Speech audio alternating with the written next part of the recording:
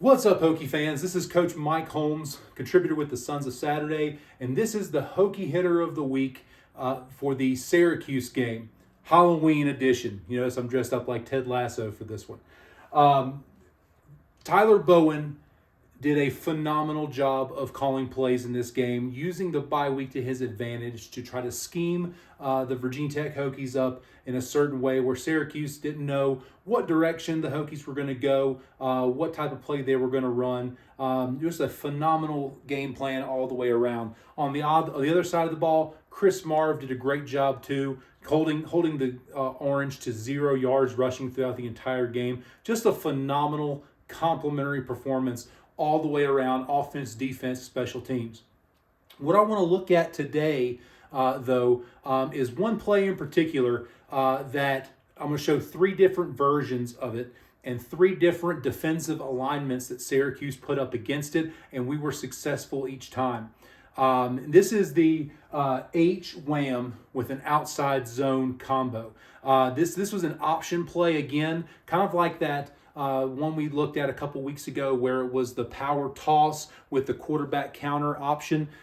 This one's a little bit different. It does allow for Drones to keep the ball if he sees an opening there, and he did take off a couple of times on this particular play. But it also allows for our offensive linemen to get out in space. It allows for some misdirection to take place. So the wide receivers to use motion going across the field. It basically everything that we have utilized building up to this Syracuse week, Virginia Tech was able to utilize to make this play run really, really well. So first off, let's talk about a couple things. Let's talk about what a wham block is. A wham block is essentially a trap block, but somebody who's not necessarily an offensive lineman. Okay, so in this particular case, you have Daquan right here. You have Syracuse defensive end who's playing a 5 technique out here. In this particular case, if the center or the guard were to pull and try to kick out this lineman, when I say kick out, that means kick him out away from the middle of the field. That would be a trap block. Okay, you see that, or a kick out block, and you see that happen a lot. In this particular case, a wham block is going to be where there's an H-back or a fullback comes across the formation and tries to take that person out of the play. In this particular defensive alignment, though, there's really nobody for him to wham, and you'll see how that plays out here in a little bit. And they call it a wham because it's usually a pretty big collision. Now let's talk about what the outside zone is. The inside zone play is what Virginia Tech had tried to run for a majority of the first 4 weeks of the season. And we weren't very successful in our run game as a result. And the inside zone is basically telling this running back, in this case is Bashal Tootin, if he were running an inside zone play, okay, he's going to have an aim point. It's one of the interior gaps of the line. Okay, and that means the offense is going to block accordingly. They're going to try to get upfield as much as they can, and they're going to try to combo block their way up to the top, which means the quarterback is not reading this guy on the outside. And if this guy crashes in, the quarterback then is able to keep it to the outside, okay? We're basically flipping that around. So when we're running this outside zone scheme, the quarterback run is going to be to the interior where we've had a lot of success with Kyron Drones running the ball, okay? So in this case, in the outside zone, you're going to have most of your offensive linemen are going to be stepping wider. They're going to be moving wider, and they're going to try to get out there and run and get their head across the defenders' bodies and try to create kind of a little mini wall here to allow this running back to get to the outside off tackle. When that happens, 2 things can happen. The running back is either looking for a cutback lane, so as soon as he sees a crease, he can step up and he can get north and south and get upfield, or he can actually, if it looks like the pressure is coming from the inside pretty good, there's no cutback lane, he can stretch it to the outside and use the entire width of the field and gain as many yards as he possibly can before he either goes out of bounds or gets tackled. So that outside zone play, that stretch play, really fits and suits our personnel grouping a lot better. So what we're going to see here with this play, okay, a couple things are going to happen.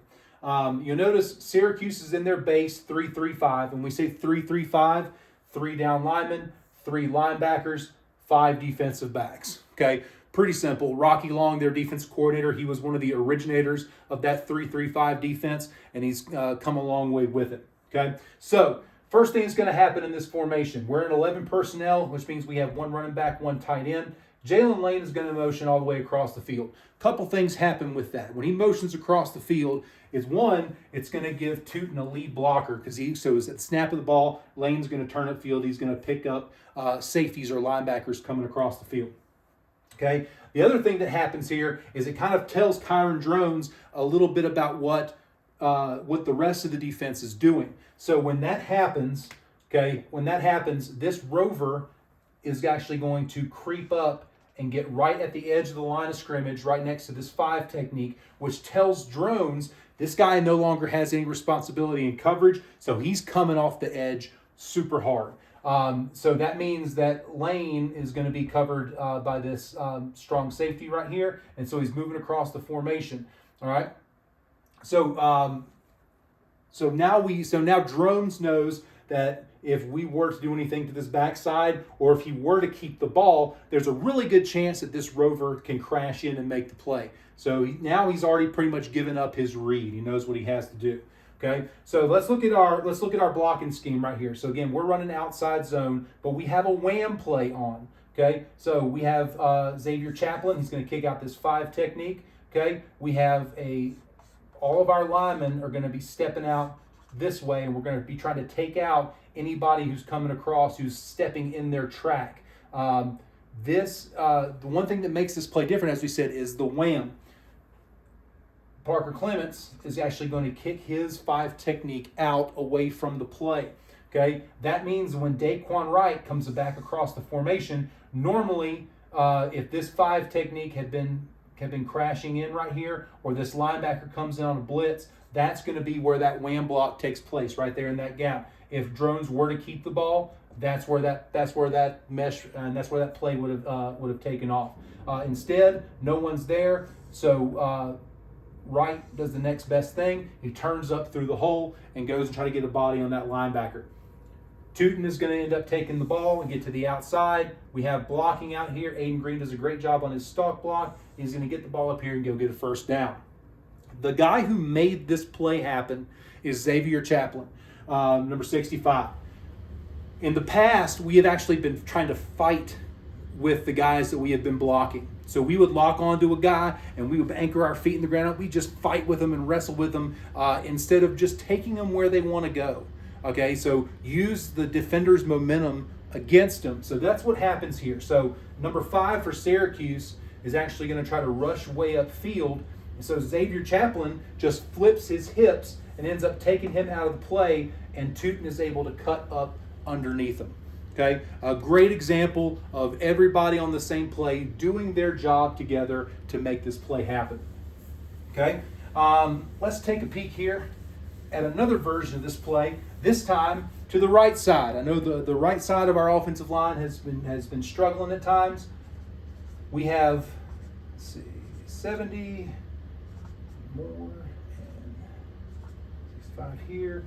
On this particular play, we're actually going to have Stephen Gosnell over here. We have Aiden Green over here. And we have Jalen Lane out here. We have Benji Gosnell over here. Then we have 1 and Tootin right here. Okay, Syracuse is going to change their alignment a little bit. They're going to widen. They're actually going to widen their defensive line look. They're going to walk their linebackers down, and they're going to play their defensive tackles a little bit more to the inside. So we still have our 0 technique right there over top of the center. You're going to have 2 4 eyes right here. Okay, you're going to have 2 4 eyes right here. Then you're going to have 2 5 techniques to the outside of them. You're going to have 1 linebacker playing a 30 technique over top of the guard. So you still have your 3 3, and then you got your corner safety. You got your rover here on top of Aiden Green, and then your corner playing press coverage out here to the side. So this is their 3-3-5 look. Okay, on this play, it's going to be a little bit different. This play in particular, this is what sets up the trick play on the very next snap. So this is later on in the first quarter. So on this play, we still have our outside zone look.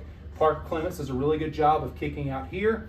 Brody Meadows is going to get out here, and we're going to try to pass off all these guys. We're getting out on the run here. This 4-eye right here is going to be the guy that becomes our wham block guy for Benji Gosnell. Okay, Xavier Chaplin does a really good job of kicking his guy out the opposite direction. Okay, the one tricky thing that happens here on this play is that number 0, who actually is playing the 0 technique here in the middle for Syracuse, decides to loop around the formation to try to go make the play. Because all of these linemen are doing such a good job of getting out on a track, Brody Meadows actually goes and intercepts that guy trying to loop around the formation right here. Stephen Gosnell does a great job of stepping inside flat to create the angle to be able to seal off that cornerback. And Bashal Tootin gets the ball and is able to turn up and get a crucial first down on a 3rd down play where we needed about 6 yards to go. And on our much maligned, much criticized right side of the offensive line, we were able to get that push. We were able to get on, instead of into the chest of the defender, we're able to get on the shoulders of the defender and kind of ride those guys out away from the play and make this thing happen. What happens on the next play? Gosnell goes out, Felton comes in, Tootin goes out, Thomas comes in, and almost out of the exact same look, okay, you have Gosnell, instead of whamming, he's going to go out and he's going to lead block out here. Everybody looks like they're running that same exact zone play, stepping this way. Malachi Thomas gets the ball. Daquan Wright stalks, or Felton, stalks, then releases downfield, touchdown. Now, because we have been so successful in running this play, all of the safeties, all of the linebackers, they all bid up trying to stop this run. We created a good enough wall to allow Malachi Thomas to get that pass off. Touchdown, Virginia Tech. Okay. One last example, real quick, of how this play worked in a different way and against a completely different defensive look. Okay. So we have 68, 77, 70, 61, and we have 65 out here. On this particular play, we have Tucker Holloway out here to the left. We have Gosnell out here 12. We have Jalen Lane here 83. Benji Gosnell is right here in the H-back look 82. And we have Drones and we have Malachi Thomas here in the backfield. Okay. Defensively for Syracuse now, they still have their 0 technique. That never went away. Instead, they're again, this is the second quarter. This is after Drones has taken a couple of runs up the middle. They're going to really try to take away that quarterback run and allow on their athletes and linebackers to go ahead and stop anything to the outside. Okay, so they bring in their defensive tackles. They're now playing 2 techniques. So they are heads up over the top of the guards. Okay, you have a wide 5 technique here. So he's playing even extended outside of this offensive tackle, Xavier Chaplin, to try to stop anything from coming to the outside. You have your 5 technique out here that's basically lined up over top of the H-back Gosnell. Your corners are here in press coverage. You're going to have your rover here on top of here. You got your 1 linebacker kind of playing this 30 technique, and then you're going to have your 2 safeties up high. Okay, so now that we have this particular look, we still have our 3-3-5. Okay, for Syracuse on defense. Now, what's going to happen here? Syracuse is going to try to confuse Drones. They're going to try to use some defensive backfield motion to try to confuse his eyes, to kind of trick him into making a bad read. Drones does a really good job of focusing and concentrating on his area where he's supposed to read, makes a great play, and Malachi Thomas ends up making a great run for a first down. Okay, so what's going to happen? Okay, as soon as Jalen Lane starts in motion across the formation, okay, these safeties are all going to rotate down. Whoop, wrong color there. These safeties are all going to rotate over, okay? So the rover is going to roll back. The strong side safety is going to roll back towards the weak side. And then this weak side safety is going to roll down, and he's going to try to pick up Jalen Lane coming across the formation. So this tells drones a couple of things. So they're playing a man. They have kind of a man look going around. And so they're trying to rotate this coverage to make sure that one man at least has responsibility for Jalen Lane. Okay, so as he grows across formation, Drones isn't confused by this, and so we keep running the play. Once again, Parker Clements, real good job of running that 5 out of the play.